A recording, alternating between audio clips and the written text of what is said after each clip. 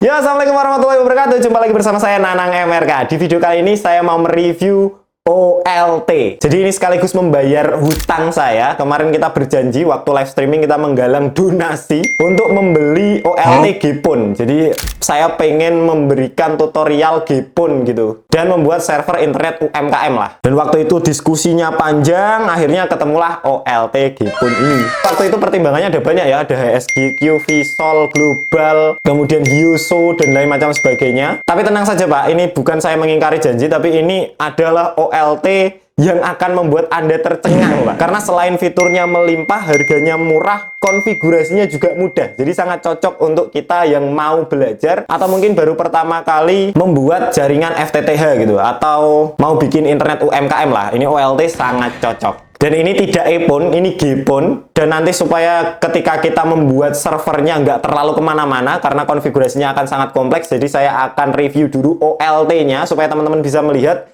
OLT ini fiturnya apa saja, kemudian kemudahan-kemudahan yang diberikan apa saja, dan pertimbangan-pertimbangan saya kenapa saya memilih OLT dari SeaData ini. Langsung saja kita akan coba review OLT dari SeaData. Untuk yang saya beli ini adalah OLT dari SeaData, untuk tipenya adalah FD1601SB1 ya Pak ya. Ini termasuk OLT tipe baru dari SeaData, dan prediksi saya OLT SeaData ini akan jadi salah satu tren OLT untuk teman-teman UMKM internet atau mungkin FTTB, Fiber to the Building ya, mungkin hotel atau asrama dan lain macam sebagainya yang membutuhkan topologi FTTH skala mikro. Dan OLT SeaData ini memberikan experience yang cukup luar biasa. Dari unboxingnya saja sudah sangat luar biasa. Ketika kita membeli, kita akan mendapatkan OLT-nya, kemudian kita akan dapat holder untuk menaruh si OLT SeaData ini di server kita. Jadi dia 1U saja ya Pak ya. Dan kemudian kita dapat kabel power AC-nya. OLT FD1601S ini adalah golongan mini OLT dari SeaData. Jadi ini adalah salah satu OLT yang paling kecil atau entry levelnya dia Pak. Tetapi tenang saja Pak, ini bentuknya saja sudah sangat menarik gitu. Bentuk, berat, build quality materialnya, jangan ditanya. Dari segi estetika itu saya sangat suka sekali ya Pak ya.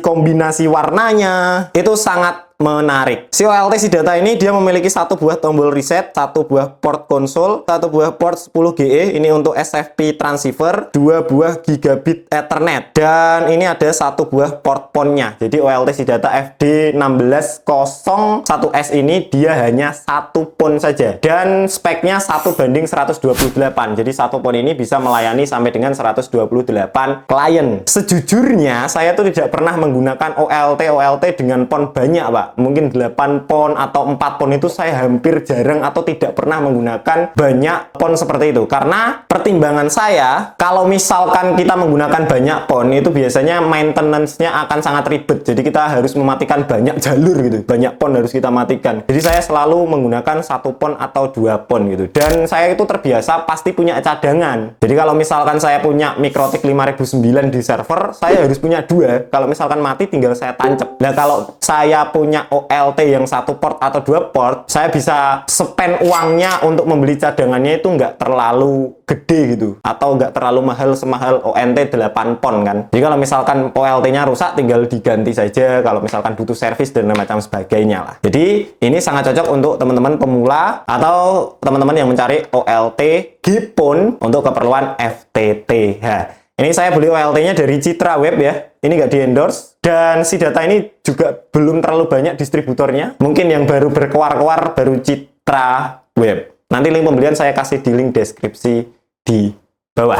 Nah untuk poweringnya juga, ini sangat fleksibel ya teman-teman. Jadi di belakang ini ada powering AC-nya, sudah disertakan kabelnya. Kemudian ada BBU 12 volt 5 ampere dan ada DC 12 volt 2,5 ampere. Ada groundingnya juga. Jadi ini tinggal benar-benar plug and play. Selain itu, di depannya juga ini ada LED indikator dan ada toggle arrow yang bisa kita tekan ini untuk mengkonfigurasi atau mengontrol status monitor yang ada di samping kirinya. Di status monitor ini ada traffic, kemudian uptime-nya, ada SFP-nya berapa dB, dan lain macam sebagainya lah. Jadi harganya sangat murah, tapi fiturnya luar biasa OLT SeaData FD1601S ini. Langsung saja akan kita coba nyalakan ya Pak ya, OLT-nya seperti apa.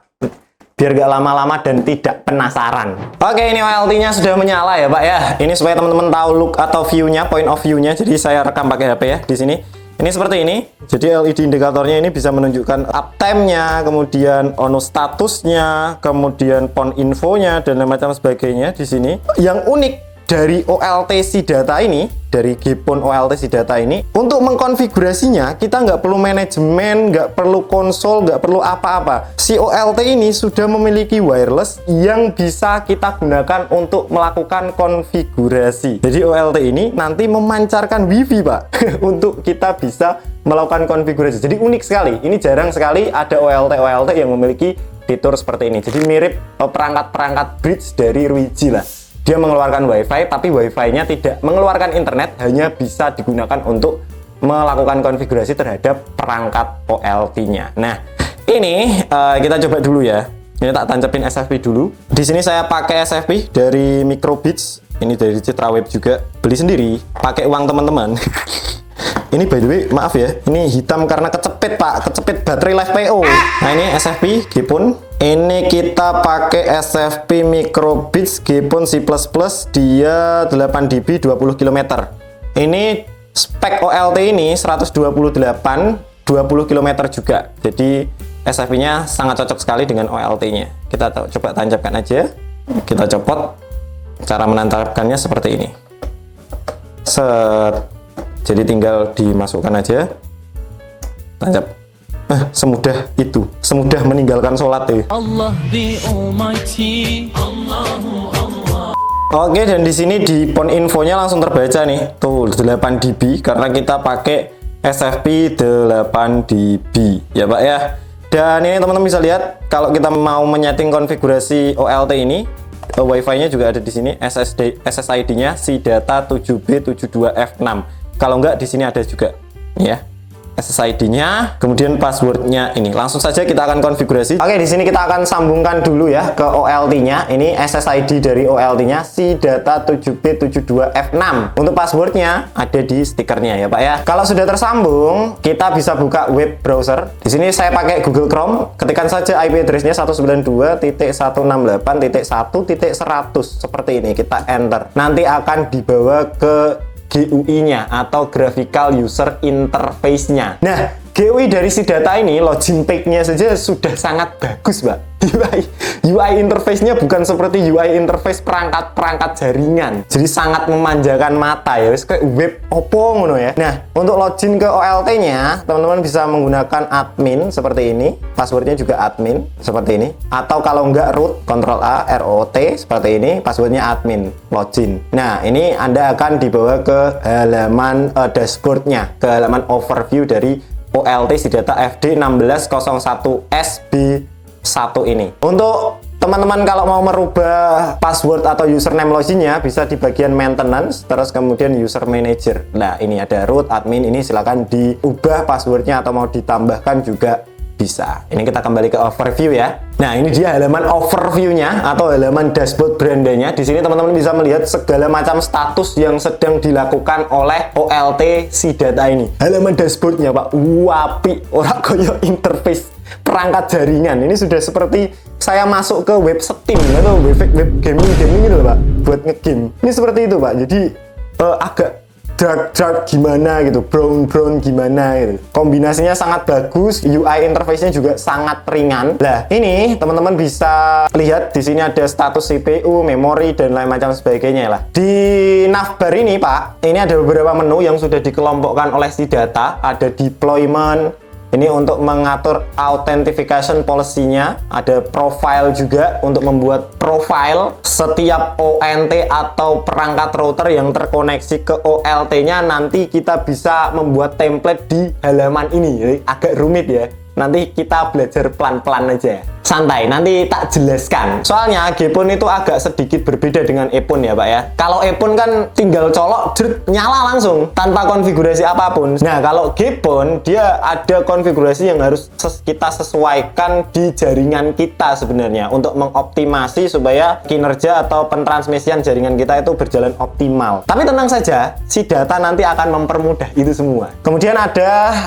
tab ONU ini untuk mengkonfigurasi atau melihat melihat perangkat-perangkat ONT atau router yang tersambung ke OLT si datanya. Semuanya ada di sini, dari mulai authentication setting, ONU MAC-nya, kemudian kalau mau upgrade ONU-nya bisa dilakukan di halaman ONU ini. Kemudian ada configuration, ini untuk mengkonfigurasi perangkat OLT-nya, mau menambahkan VLAN, mau melakukan konfigurasi terhadap port-port yang ada di OLT ini, semua bisa dilakukan di tab configuration. Terus ada tab statistik, ini untuk melihat bandwidth dan juga port statistik yang berjalan seperti apa dan jam portnya seperti apa. Kemudian di tab maintenance ini kita bisa melakukan upgrade dan juga merestore konfigurasi OLT-nya ya. Ada alarm log juga, ada access manager juga. Ini access manager untuk mengganti SSID dan juga passwordnya, password WiFi untuk melakukan konfigurasi. Nggak bisa di hide ya. Ini jadi SSID-nya memang menyala terus. Nah, ini sebelum kita melakukan konfigurasi ringan dan mencoba OLT-nya supaya afdol ya, Pak ya.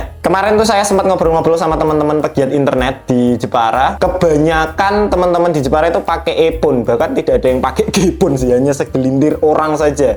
Dan kalau saya tanya yang pakai G-phone alasannya apa? Alasannya G-phone itu jarang bengong, Pak, perangkatnya. Beda seperti OLT e-phone, kalau misalkan kita tidak menemukan ONT atau X-phone yang cocok, itu biasanya harus minta cabut colok, matikan atau cabut colok SFP dan macam sebagainya lah. Nah, kalau G-phone itu jarang seperti itu. Makanya perangkat-perangkat IndiHome, Bisnet dan macam sebagainya, kalau teman-teman berlangganan ISP yang semacam itu, mereka biasanya pakai G-phone ya. Dan juga G-phone lebih fleksibel dan lebih secure. Kalau misalkan kita punya banyak layanan yang nggak cuman internet, misalkan IPTV, VoIP dan lain macam sebagainya, itu G-phone konfigurasinya jauh lebih kompleks, Pak. Kita bisa memanfaatkan Jamport dan lain-lain lah di OLT G-phone ini. Ini supaya teman-teman nggak bingung, ini kita akan coba praktekkan pendistribusian kecil-kecilan lah dengan OLT G-phone dari si data FD1601 S ini.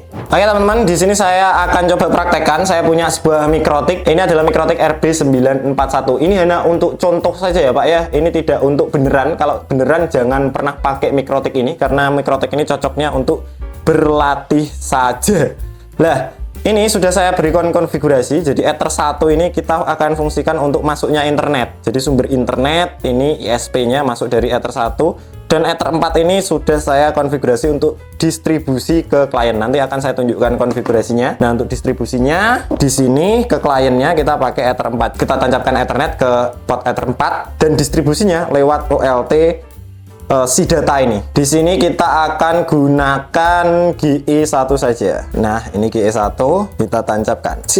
Oke, semudah itu. Sudah? Ringkes ya? Ringkes, Pak. Oke, ini nanti untuk mendial ONT-nya atau exponnya kita butuh splitter tentunya. Nah, di sini saya siapkan kabel padcore, saya tancapkan ke SFP-nya. Ini sudah. Dan di sini saya pakai ODC dari global. Ini ODC di dalamnya ada racikan rasio dan macam sebagainya lah. Pokoknya ini hanya untuk supaya redamannya nggak plus 8 gitu. Ini kan plus 8. Saya tancapkan ke ODC-nya global, ODC 1. Ini yang nanti akan keluar dari ODP-nya harusnya sekitar min 17 sampai min 19. Harusnya ya. Nanti kita coba terbacanya berapa. Oke, sudah ya.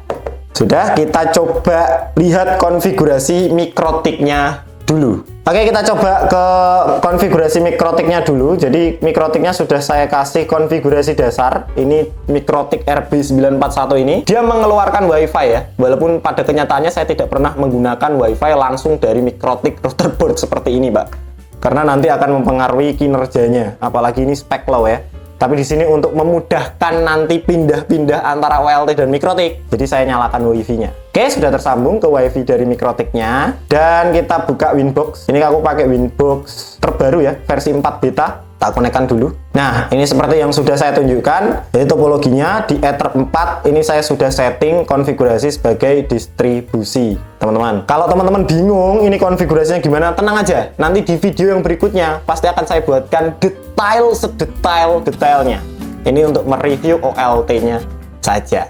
Nah, kemudian di PPP ini saya punya sebuah PPoE server, service PPoE server di Ether 4 juga. Ini juga sudah saya siapkan profile dan juga secret yang nanti akan kita dial di ONT. Yaitu anggap saja klien lah ya. Nah, ini sebelum kita masuk ke OLT-nya lagi, di jaringan server atau di jaringan Mikrotik ini ya, di jaringan Mikrotik saya tidak bisa melakukan konfigurasi OLT-nya. Nah, ini kan fatal. Jadi jangan pernah Anda mencoba membuat server kalau Anda tidak bisa mengkonfigurasi semua perangkat dari manapun. Contohnya seperti ini. Ini saya terhubung ke Mikrotik dan kalau saya buka OLTC data, ini saya refresh ya, 192.168.1.100, ini kayak buka lagi, itu dia tidak bisa, Pak. Nah, time auto seperti ini, itu dia tidak bisa. Nah, akan situs tidak dapat dijangkau seperti ini. Jadi kalau misalkan saya di sisi server, di rumah gitu ya, di server, tidak bisa nge-remote OLT-nya, tidak bisa nge-remote kliennya, kan kacau. Nah, ini supaya nanti kita bisa meremote OLT-nya,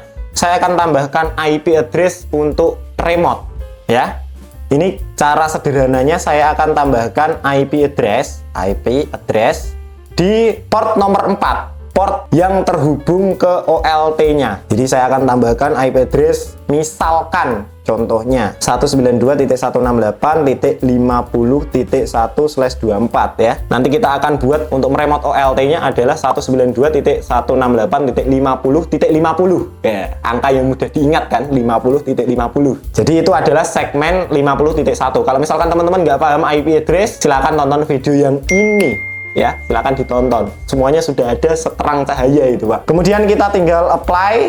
Oke, jadi saya sudah memiliki IP address di port Ethernet nomor 4 dengan segmen 50.1. Oke, sekarang kita baru masuk ke pengaturan konfigurasi OLT-nya lagi. Ini saya sambungkan dulu ke WiFi dari OLT-nya. Oke, sudah terhubung, disuruh login lagi. Kita login aja, ROT admin. Enter. Nah, sekarang kita akan konfigurasi remote-nya. Jadi kita mau supaya OLT ini bisa diremote dengan IP address 50.50 dari Mikrotik. Caranya gimana?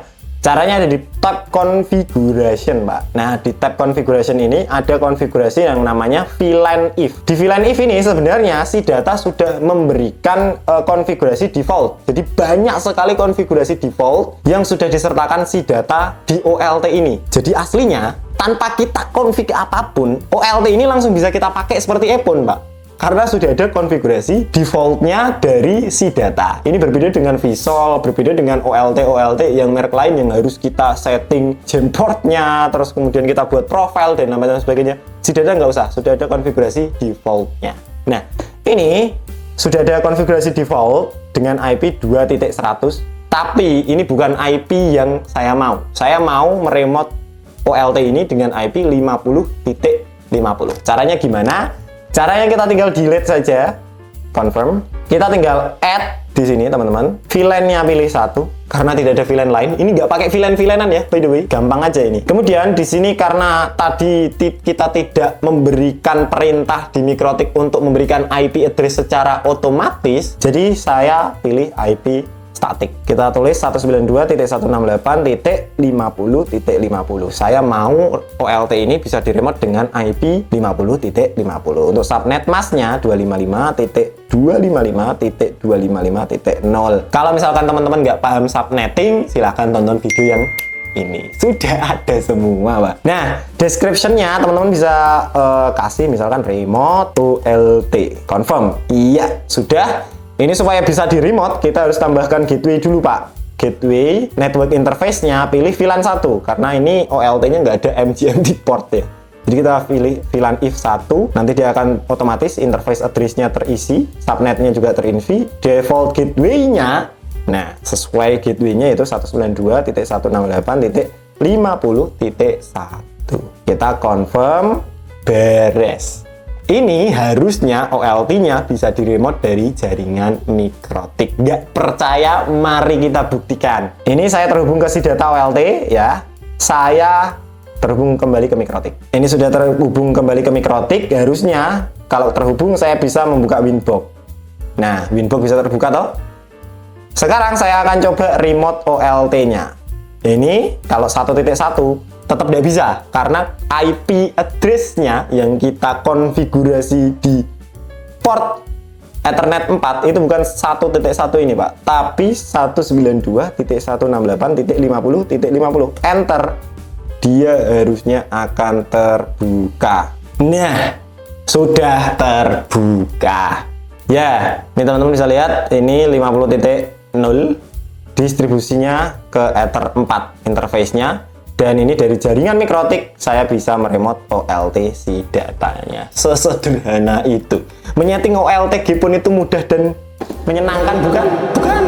Oke, kita login lagi, root admin, enter. Nah, ini saya ingin menunjukkan kemudahan OLT si data ini, Pak. Jadi kemudahan OLT si data ini, nanti kita bisa meregistrasi ONU-nya, ONT yang ada di klien-klien itu, router-router yang kita instalasi di klien itu, dari OLT-nya langsung.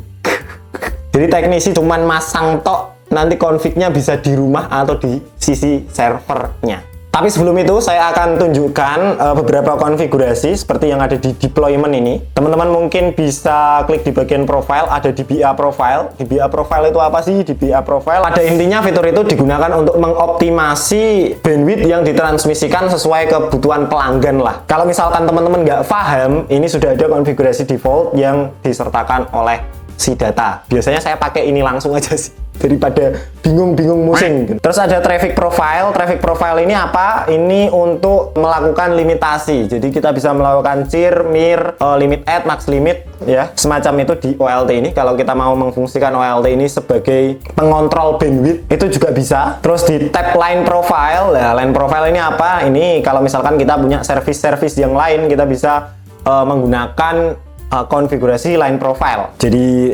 T-Con-nya, Jamportnya kita bisa konfigurasi. Ini nanti lebih lanjut sih. Sebenarnya kalau Gpon itu konfigurasinya nggak ada yang paten, memang benar-benar sesuai dengan kebutuhan atau layanan yang akan teman-teman berikan aja konfigurasinya itu. Tapi kalau misalkan teman-teman bingung, ya wis nggak usah diutak-atik apa-apa. Kalau si data ini ya, kalau yang lain-lain tetap harus dikasih konfigurasi, Pak. Kemudian ada service profile. Service profile ini kita bisa melakukan konfigurasi terhadap interface ya, seperti ports, wifi port, CATV-nya. Kita mau setting seperti apa. Kemudian TR069 ini untuk misalkan teman-teman mau setting ACS. Kalau misalkan punya server ACS, ini bisa dimanfaatkan ya untuk TR069. Jadi kalau misalkan kita add di sini, kita isi, terus kemudian kita confirm, setiap perangkat ONT atau router yang terkoneksi ke OLT si data ini, nanti dia akan diberikan template langsung seperti yang kita config di sini.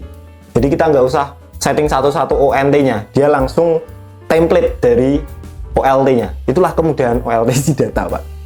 Endorse promosi ini. Tapi nggak, memang ini sangat mudah ya, Pak ya. Kemudian ada One Profile juga. Ini juga sangat-sangat bagus sekali. Jadi One Profile ini kita memungkinkan untuk bisa membuat template konfigurasi. Jadi kalau misalkan kita add, kemudian profile name-nya kita misalkan aja LAN1 seperti ini ya. Profile 1, WAN 1.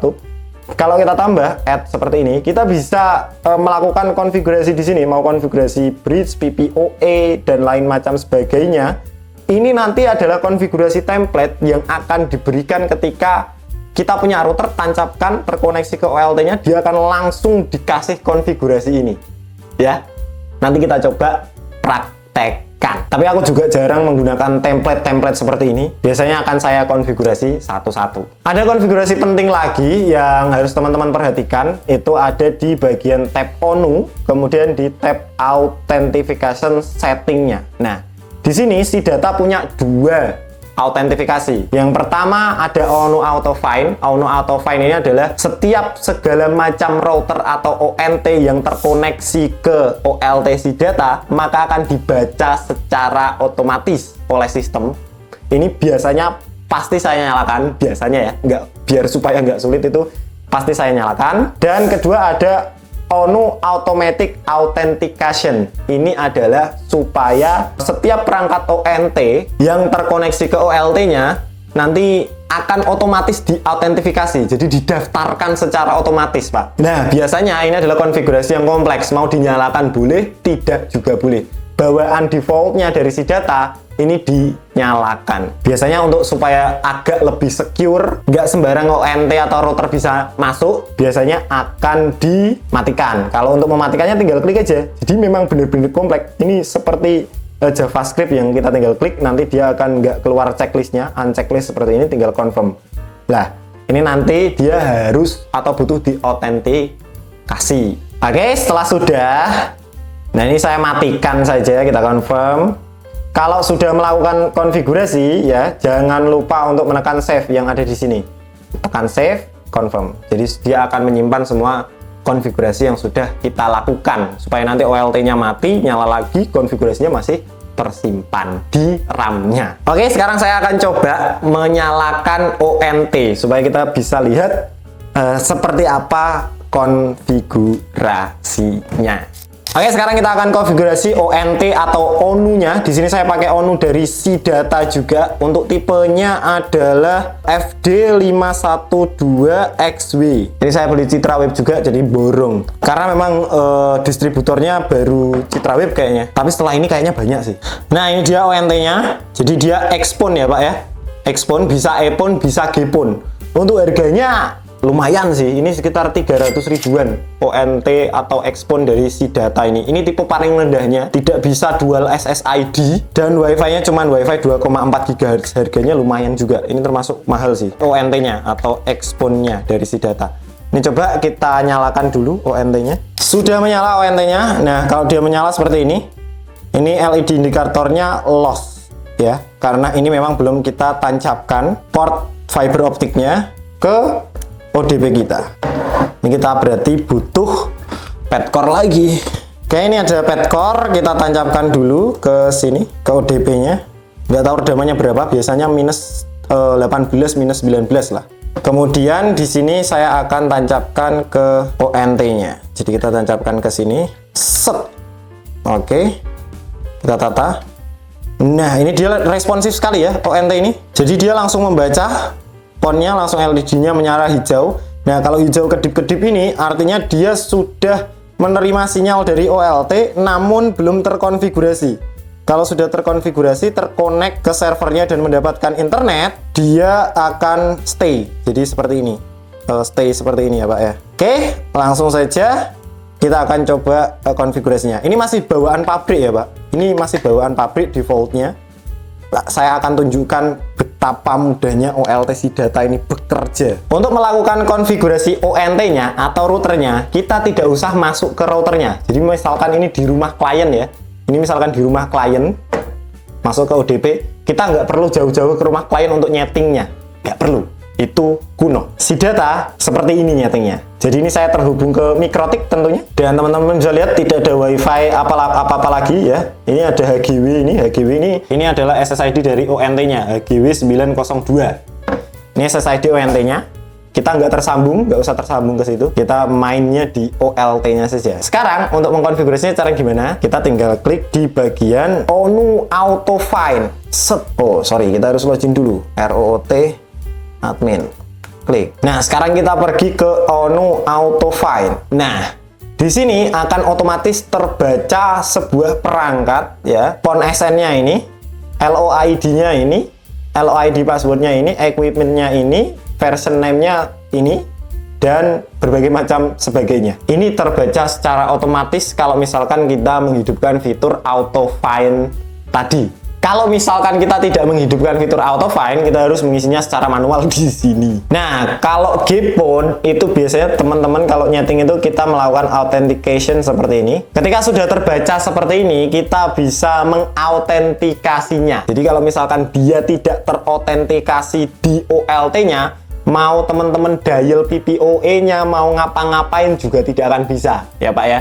Jadi kalau kondisinya seperti ini, teman-teman harus mengautentikasi ONT-nya atau routernya di OLT-nya. Sekarang kita autentikasi. Di sini type-nya pilih Gpon, kemudian description enter-nya biarkan saja, authentication modenya. Nah, di Gpon OLT SIDATA ini teman-teman bisa pilih berbagai macam, ada SN, SN dan password, LOID dan macam sebagainya. Biasanya supaya gak rumit itu kalau kelas UMKM itu pasti hanya SN aja. Kalau saya tuh mengkonfigurasinya ada SN lah, ini SN tok. Kemudian authentication type-nya, lah ini bisa pilih policy atau pilih profile. Kalau misalkan kita mau custom satu-satu ya, mau melakukan limitasi, mau ngasih one profile yang sudah kita bikin template-nya tadi, di deployment itu bisa pakai profile ini, itu fungsinya. Kalau misalkan tidak mau atau kita mau pakai template bawaannya, tinggal pilih policy ini, authentication policy-nya kita bisa pilih default multi server profile. Ini bawaan dari OLTC datanya ya. Jadi sudah dibikinkan template supaya nggak rumit. Kita confirm. Nah, ONU confirm success. Kemudian ONU auto find-nya sudah tidak ada, perangkatnya menghilang. Menghilang kemana? Menghilang ke device manager. Nah, ini sudah terbaca, sudah terregistrasi sebuah router atau Xpon dengan pon SN sekian, description-nya sekian, kontrolnya sekian, running. Statusnya bisa dilihat. Kalau misalkan kita mau lihat lebih detail, klik details, nanti dia akan terbaca. Kalau misalkan nggak ada seperti ini, tinggal di refresh saja. Klik. Nah, ini 1 menit tersambung LAN, Ethernet, kemudian ini ada status optiknya ya. Dia dapat redaman minus 18 dBm, jadi kelihatan semua di sini. Kemudian jemport dan lain macam sebagainya, ini statusnya bisa kita lihat. Jadi sangat bagus sekali UI interface-nya, Pak. Biasanya paling saya cuma namai tau sih di sini. Device description ini kita tinggal klik, misalkan ini rumah Budi. Sopo Budi? Gus Budi. Confirm. Jangan lupa ketika melakukan konfigurasi di save ya. Kita confirm. Oke, sudah ada rumah Budi. Sekarang kondisinya ONT atau router ini hanya terregistrasi saja, belum ada internetnya karena belum kita masukkan ID PPOE dan lain macam sebagainya. Kalau manual, biasanya kita masuk ke WiFi routernya, terus kita setting, masuk IP address routernya, kita setting username, password dan lain macam sebagainya. Di si data nggak usah seperti itu, ya. Caranya gimana? Caranya tinggal service configuration. Nah, di service configuration kita langsung bisa melakukan konfigurasi dari OLT-nya, Pak. Gampang sekali. Di sini kita bisa melakukan berbagai macam konfigurasi ya. Dari mulai one service, IP host, multicast config, dan lain macam sebagainya. Wi-Fi-nya juga bisa kita setting dari sini ya. Kemudian TR069-nya juga bisa setting dari sini. Kalau misalkan tadi kita nggak memasukkan template, kita bisa konfigurasi satu-satu seperti ini. Saya jauh lebih suka seperti ini sih. One service-nya, misalkan di sini saya kasih one add. Modenya saya pilih PPPoE karena tadi saya sudah membuat PPPoE server. Internet dia masuk ke VLAN 1 ya, by the way. Kemudian IP versi 4, username dan passwordnya Nanang MRK, passwordnya juga Nanang MRK, seperti ini. Ini konfigurasi dari MikroTik, seperti service dan profile yang sudah kita buat. Nah, port bindingnya LAN 1 dan LAN 2 misalkan, SSID 1. Ini template ya Pak ya. Ini ONT-nya tidak punya SSID lain, hanya SSID 1 saja. Jadi kalau misalkan teman-teman mau checklist ini juga nggak ada pengaruhnya sebenarnya. Kalau misalkan ONT-nya atau Xpon-nya nggak support. Seperti ini aja, kita coba confirm. Klik configuration successful. Coba kita save dulu, confirm, save successful. Kita mau ganti WiFi service-nya. Di WiFi service ini misalkan kita mau ganti SSID routernya. Ini kok SSID router ya? Kita bisa pilih WiFi concern. Kemudian misalkan kita kasih nama. Ini teman-teman bisa lihat, ini namanya masih HGW902E ya, pancaran WiFi routernya. Di sini SSID-nya mau saya kasih nama si data ONU Xpon, misalkan seperti ini. Autentifikasinya saya bikin open aja. Kemudian 5G-nya ini karena nggak support 5G, ONT yang ini. Jadi saya biarkan aja, kita langsung confirm. 5G-nya kita matikan, nggak ada 5G, confirm. Configure successfully. Kita coba lihat ya. Nanti harusnya akan ada SSID baru, namanya adalah si data ONU Xpon. Kita coba lihat. Set. Masih HGW. Nah, nih, ada si data ONU Xpon. Jadi dia di-dial atau dikonfigurasi dari OLT-nya langsung. Kita coba lihat overview ONU, kemudian ini details, kita refresh, apakah berhasil masuk. Nah, ini teman-teman, kita bisa lihat bagian one lah. Ini juga terkonfigurasi sudah. Ada VLAN 1, dia dapat IP address dari MikroTik, gateway dari MikroTik, dan DNS dari MikroTik. Ini terkonfigurasi langsung ONT-nya tanpa saya sentuh. Jadi ini sudah bisa mengalirkan internet untuk routernya, ya Pak ya. Kita coba lihat, kalau sampai tidak percaya ini saya tersambung ke si data ONU Xpon. Kita klik, kita coba cek IP address-nya ya. Si data ONU Expon itu IP address-nya 101 ya Pak ya untuk ONT-nya. Jadi kita bisa remote di 192.168.101.1 seperti ini. Enter, ini masuk ke konfigurasi ONU-nya. Ini konfigurasi ONU ya, bukan konfigurasi OLT. Sekilas web UI interface-nya memang agak sama, tapi ini ONU. Untuk username-nya adalah admin ISP, password-nya juga admin ISP. Seperti ini, kita enter. Nah, ini dia mendapatkan redaman minus 17.35 dB. Kemudian di tab internet one, dia sudah terkonfigurasi. Lihat ya. Kalau misalkan kita manual, berarti kita tersambung ke wifi-nya tadi, kemudian kita add, kita setting dan enggak. Semuanya langsung kita config dari OLT dan jadi. Jadi itulah kemudahan dari OLT GPON SIDATA FD1601SB1 ini, Pak.